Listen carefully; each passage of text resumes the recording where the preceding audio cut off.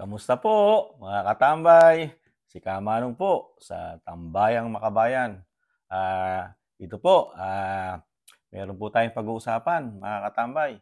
Ito pong nangyari po nitong nakaraang rally po, na prayer rally kay Pastor Kibuloy, na sinasabing napupulitika po ang pastor at kasama na ang kanyang istasyon na SMNI, di ba ba? Nagsalita po at dumalo rin ang ating VP Sara doon at ang dating presidente na si President Rodrigo Duterte, mga katambay, at nagtalumpati po. Yan po ang ating paikinggan, mga katambay, at kukomentuhan natin. Bago po natin painggan, nagpapasalamat po si Kamanong siyempre sa mga nakaagusto po sa ating maliit na channel sa YouTube po. Ito po ang Tambayang Makabayan, at ganoon din po sa TikTok, Tambayang Makabayan, siyempre po ang komento ni Kamanong. Ito po, mga katambay, panoorin po natin at komentuhan po ang media. Ito po, setup ko na. Dumalo sa prayer rally ng pagsuporta kay Pastor Apollo Kibuloy, sina dating Pangulong Rodrigo Duterte at Vice President Sara. Pero imbis na tungkol sa pastor, iba ang tinalakay ng dating Pangulo. Nasa frontline ng balita ngayon si Camille Samonte. Mag-aalas 8 ng gabi nang dumating si dating Pangulong Rodrigo Duterte sa prayer rally ng suporta para kay Kingdom of Jesus Christ leader Pastor Apollo Kibuloy sa Liwasang Bonifacio. Mula Davao lumuwas pa Maynila ang dating Pangulo. Kasama niya sina Senador Bato de la Rosa, Senador Bongo, Senator Robin Hood Padilla at iba pang kaalyado na mananatiling kaibigan daw ni Kibuloy, mapamaganda o pangit man ang panahon. Pero imbis na tungkol sa mga akusasyon sa pastor, sa charter change o pag-amyenda sa saligang batas sumentro ang talumpati ng Pangulo. May tuyo sa ulo talaga. Gusto pahabain. Sila lang naman yan yung gustong mapahabain ang termino nila. Wag na wag ninyong pumayag na mangyari.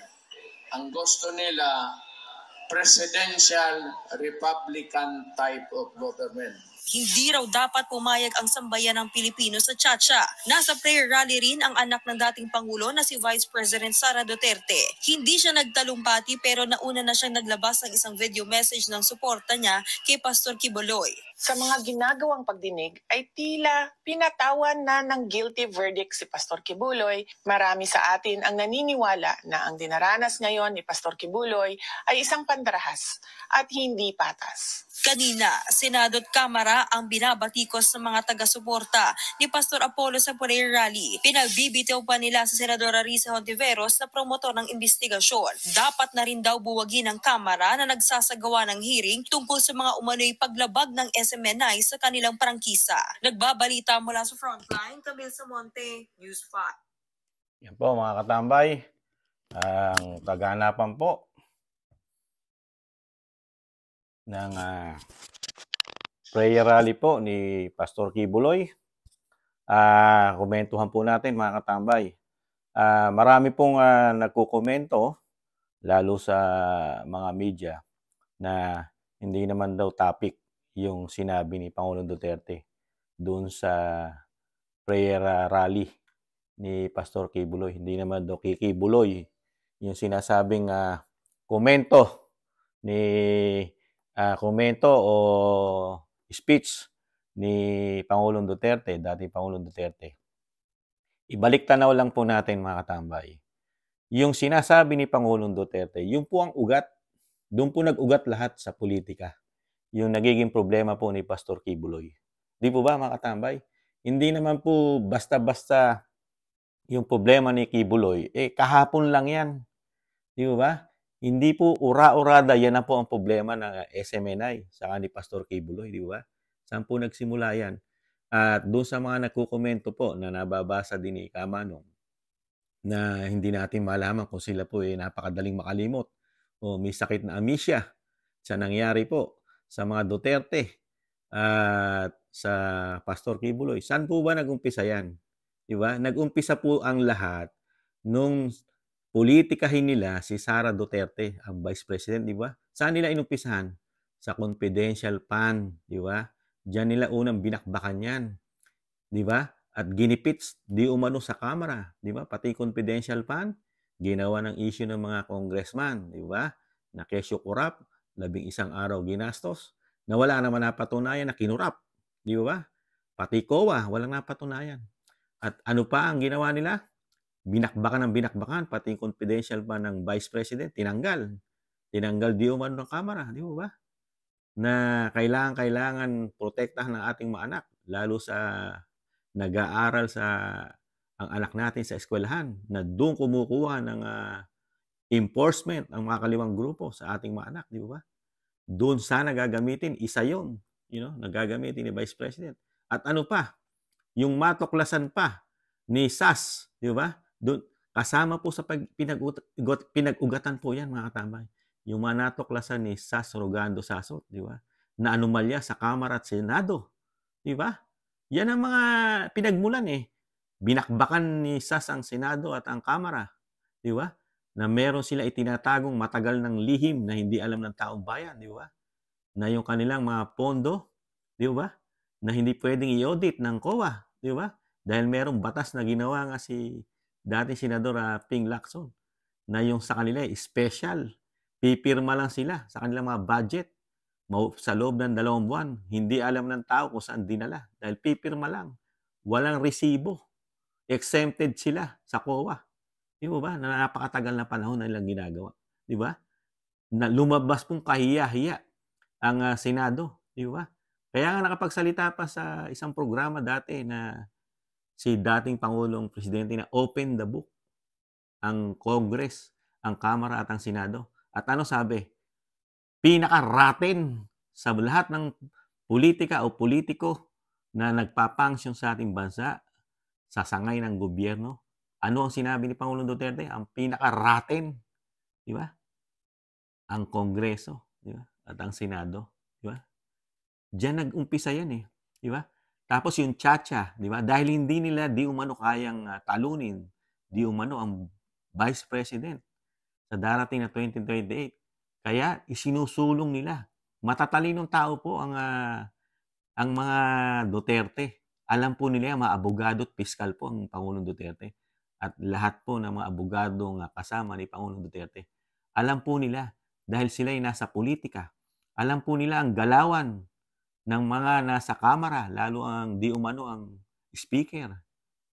Di ba? Dahil hindi nila kayang pabagsakin ng VP Sara, gagawa sila ng paraan para ma-extend ang kanilang mga termino at sinusulong nga nila di umano ang Chacha, ang PI.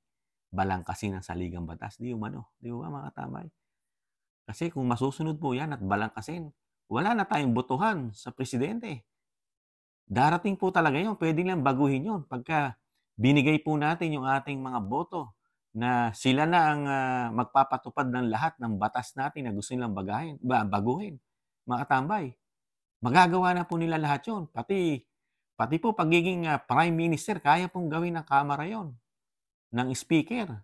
Pagka nanalo po yung hinihingi nilang boto sa atin, na sila na ang bahala sa lahat ng gagawin nilang batas sa ating bansa.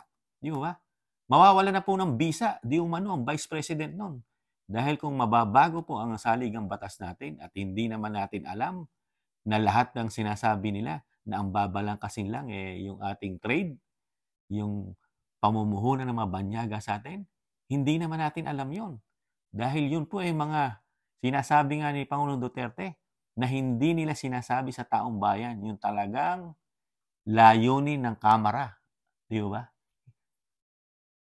Malaki po posibilidad no, mga katambay, na mangyari po yun. Di ba? Dahil nakikita natin ngayon na ang kapangyarihan ay talagang ayaw na nilang mawala sa kanila. Di ba? Mangyayari po yun. Prime Minister at Presidente lang po. At wala ng Vice President po noon. Mga katambay. Kaya mawawala na po ng silbi si VP Sara noon. Kung mananalo po at matutuloy po yung sinasabi ng Chacha sa Kamara at sa Senado. Sila na po ang magiging makapangyarihan, ang Congress. Hindi na po magiging makapangyarihan ang Vice President, mga katambay. Dahil sinasabi ko nga at sinasabi rin ng mga matatalinong tao, magkakaroon ng Prime Minister, di umano ating bansa. pag yan ay nakalusot, yung plano nila na hindi naman napapanahon. Bakit ko nasabi mga katambay? Bakit nila tinututukan ng tiyatya? Hindi naman yan ang problema ng bansa. Di ba? Ano ang problema ng bansa na hindi nila tinututukan? Doon sa mga nagko-comment, kahirapan, di ba? Napakataas na inflation ng walang trabaho. Inflation ng pagtaas ng bilihin, di ba? Nasa survey po yan, di ba? Sinesurvey po ng mga researcher natin sa Pilipinas, di ba? Sa loob ng 15 taon, doon bumulusok ngayon ang sobrang taas ng bilihin, lalo ang bigas. Pero tinututukan po ba ng gobyerno natin ngayon? Ang ating presidente nasaan? Lagi nasa ibang bansa. Ano tinututukan ng Senado? Si Kibuloy, na dapat ay dalhin sa korte yon, di ba? Ang Kongreso, ang Kamara, ano tinututukan nila? Yung para di umano sa kanilang, kapakanan, di ba? Tiyatya, PI. Kasama ba tayo ron? Mapapamura ba nila doon ng bilihin sa ginagawa ng Senado at ng Kamara at ng Presidente?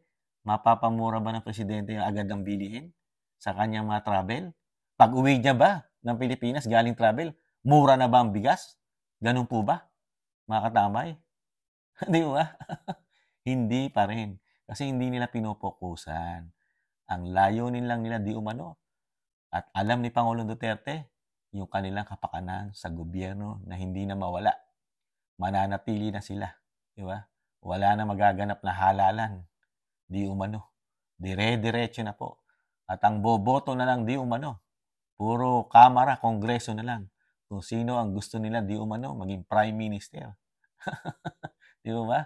At Pangulo ng bansa. Di ba? Ay, nako, katambay. Itama niyo po si Kamanong doon sa binalik tanaw ko kung saan nagsimula ang problema, di ba, ni Kibuloy dahil yung istasyon niya lang ang nagagamit, di ba, para tugisin, number 1, ang mga kaliwang grupo na matagal ng kalaban ng bayan for how many long years, di ba? At ganoon din po, yung tanging istasyon lang ni Kibuloy ang nagpapahayag ng mga korap sa gobyerno, di ba? Doon din po talaga nalaman ng taong bayan sa istasyon ni Kibuloy kung gaano karaten at korap ang Kamara at Kongreso. Ang Senado, di ba? Yan po ang pinagmulan niyan. Talagang malalim na politika, di ba? Para pabagsakin na rin ang mga Duterte. Palibasa ang Kibuloy nakadikit sa mga Duterte, kaya kasama siya sa pababagsakin, pati ang kanyang istasyon. Yan po ang realidad, mga katambay. Yan po ang totoo na mangyayari sa mga Duterte at Kibuloy. Kaya lang ang mga tao ngayon matatalino na. Alam na ng mga Pilipino ang galawan ng mga politiko sa atin. Matatalino na ang mga tao ngayon. Alam ng mga Pilipino kung sino nagtatrabaho ng tapat sa bayan at makabayan. Di po ba mga katambay? Yan lang po mga katambay ang komento ni Kamanong. At marami tayong kababayan tulog sa mga totoong nangyari ng issue ng bayan. Gumising-gising po kayo. Wag po masyadong loyalista kahit mali. Di ba ina-idol natin ng isang politiko kahit mali ginagawa, tama pa rin sa inyo. Aba, mag-isip-isip po kayo mga kabayan. Ang politiko ay hindi pang matagalan, hindi permanente po yan. Maghanap po tayo ng mga dapat na susunod na lingkod bayan na sa ating panahon, di ba? Hindi yung mananatili lang tayo kung sinasabi natin, loyalist tayo, puro loyalist na lang ba? Gano? Ang hahanapin natin na sa ating bansa, yung talagang makapagbibigay, ng kaginhawaan sa atin sa buong Pilipinas, Hindi yung mga traditional, di ba? Na nakikita naman natin ang ginagawa, di ba? Meron na tayong na-experience na isang politiko na 6 na taon naglingkod, na isang damukal ang nagawa sa ating bayan. Naibangon kahit may pandemic, di ba? Ba't maghahanap ka pa ng iba? Na ngayon, ini-idolize nila yung politiko na sinasabing kung magwaldas ng pera di umano, di ba? Sa Kamara. At nagpapaka-presidente na, di ba? Nagpapaka-DOJ secretary pa, di ba? Nagpapaka-DA secretary pa, di ba? At pinapasukan na rin yung isang yung isang ahensya, yung bigay ng ayuda. Di ba? Yun po ba ang gusto natin maging presidente? Na wawaldasin di umano ang pera ng bayan. Di ba? Na hindi man natutukan ang problema ng bayan. Ganun po ba, mga katambay? Hiyang-hiya naman ako sa kanila. Di ba? Yun lang po, mga katambay. Ang komento ni Kamanong sa nangyayari po sa ating bansa at kay Pastor Kibuloy at sa mga Duterte. Muli po, mga katambay, nag-iiwan po si Kamanong ng tis-tis lang. Siyempre, mahalin natin ating bansa. Ipaglaban natin, siyempre, pero hindi sa giyera. At may pag-asa pa tayong makabangon muli. Paalam. Bye-bye.